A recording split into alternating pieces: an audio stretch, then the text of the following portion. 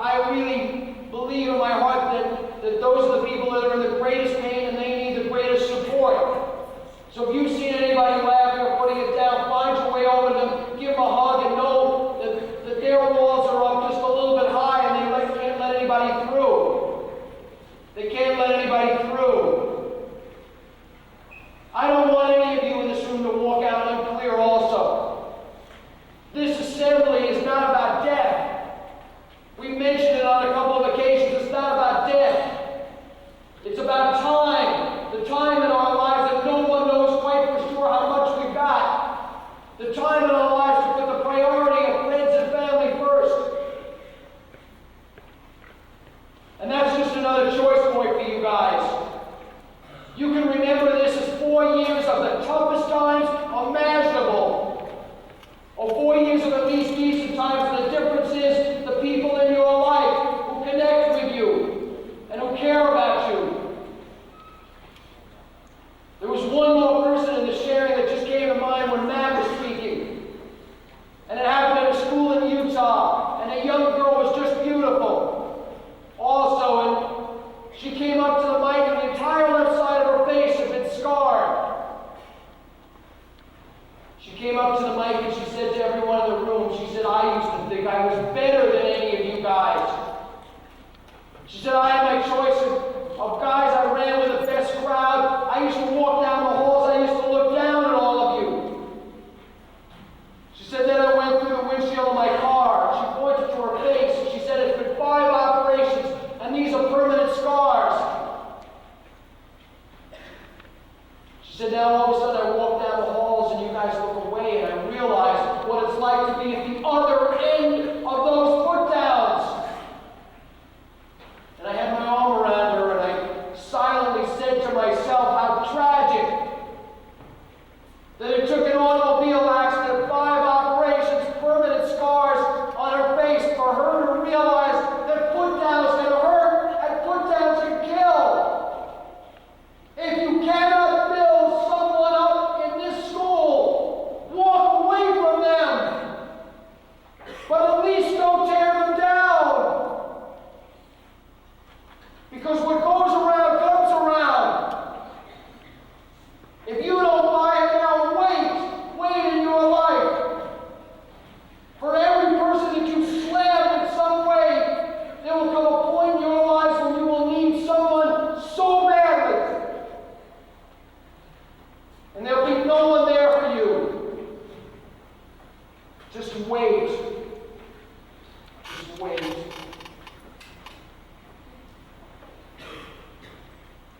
I've lived my whole life behind a mask. When I finally took off the mask and let people see who I was, there was actually people waiting online to care about me.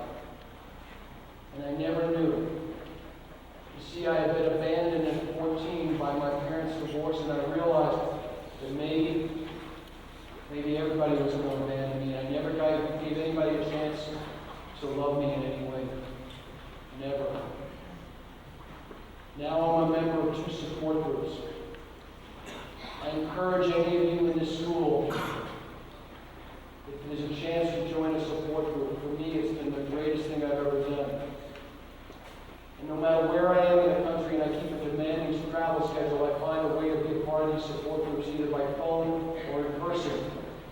Because there are some days when I'm feeling strong and I can give support, and there are other days when I'm not feeling so strong and I really need support, and I'm not afraid anymore to ask for it. Because I know that people are there and they really do love me. But it took me a lifetime to figure that out. And suicide is no longer an option for me. It's just, there's too much for me now to live for. And I encourage any of you in this room that you contemplated taking your life, just wait for the turn. Wait for the turn. I waited for the turn, and I'm thankful that there was a person in my life that helped me take that turn through. So if you're even contemplating taking your life, find someone and find a parent, find a teacher, find a friend, and let them in. Let them in. Don't shut them out. Don't push them away. Don't push them away.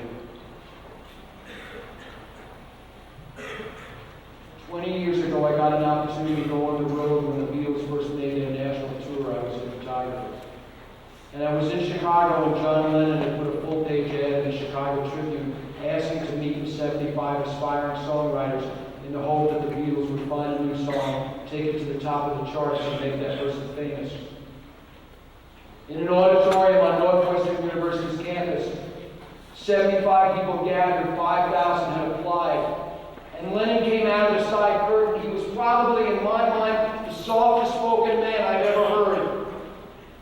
And he came up to the microphone, and barely above a whisper, he said to everyone in the room, he said, "I am no more talented than any of you."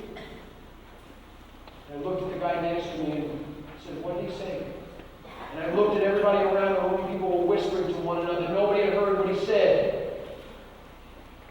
So Lennon came back up to the mic, and in the loudest voice possible, he said to everyone, he said, "I am no more talented than any of you."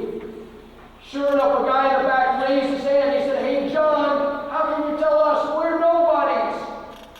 The world's singing your music. Your conscience is standing room only. You're making a ton of money. How can you tell us we're nobodies?" He said, "The only difference between myself and you is if I've got a song inside, if I've got a dream in my gut, I can have somebody write it, somebody promote it, somebody play it, and hopefully somebody buy it. Every one of you in this room has something special to offer. But it doesn't mean anything if all the people in your life get together and tell you how great you are if you don't buy it inside. It's my hope that one of you, just one of you, and I've had this hundreds of times, will see me walking down the street one day in a mall, someplace in an airport, come up and tap me on the shoulder and say, "Hey, Jim, I heard you speak 5, 10, 15 years ago. I want you to know I'm going after my dreams, feeling great about myself, and most of all, I'm giving to a whole lot of people in my life. And I'll walk away with an incredible smile on my face." Every one of you in this room can make something happen in your lives. And I really love you guys.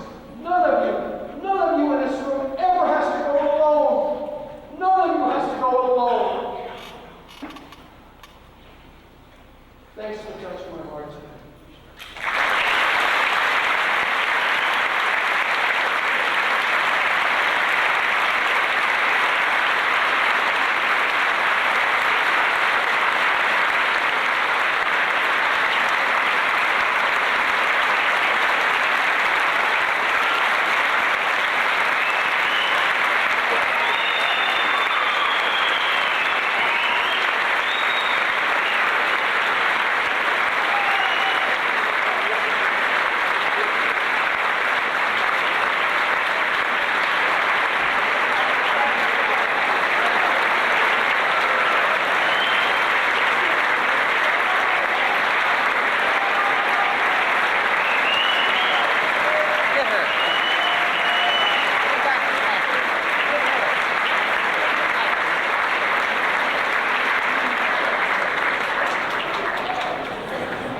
I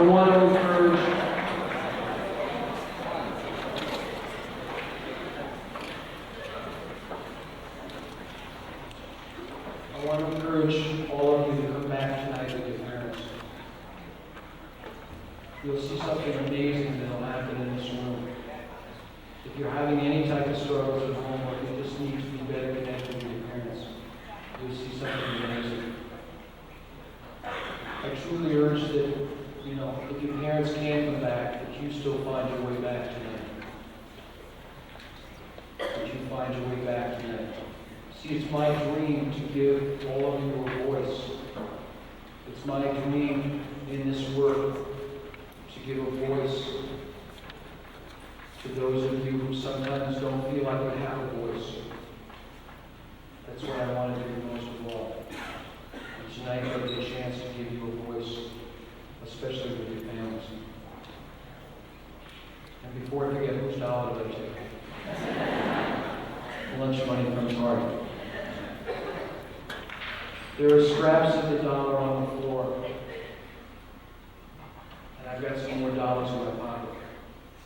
Long after you forget about this program, you forget about me, Take home part of the dollar. And maybe if you're in your room one night saying, nothing's working in my life, nothing. Take out this part of the dollar and realize that people first and things second, and you'll never be alone in your life. You guys really have a chance, but it's just another choice for you. And as I said, I'm struggling with my own choices and why it took me most of my life to figure out that the very thing I wanted was the thing that I ran away from the most. I really love you guys. I live locally here. I'm going to leave my address and my phone number with Mrs. Saberko. If any of you want to contact me, just to talk, just to share some feelings, just to open up, I take at least one day a week and get back to anybody who contacts me, no matter where I am, no matter how busy my schedule is. I just clear away that one day to make sure that people who have reached out, that they don't have to reach out for long. So, if any of you are interested in my address, go see Mrs. Saberko. And I hope to see you here tonight. And again, thanks for touching my heart. I really appreciate it.